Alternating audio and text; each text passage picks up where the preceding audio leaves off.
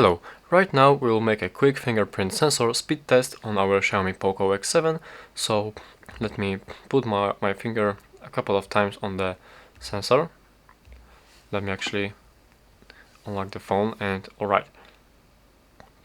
As you can see, as I put the finger on the sensor reacts almost instantly, and the phone also unlocks very fast.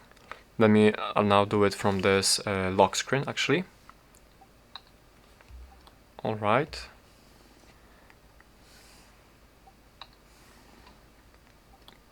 It seems a little bit faster when you are on the lock screen rather than you're on the always on display screen, but basically the fingerprint sensor is really accurate. There are no mistakes, there are no bugs actually, because in some other phones with fingerprint sensors, even though you are trying to unlock the phone with your fingerprint, there are some problems sometimes, and this sensor is very fast and accurate, as you can see.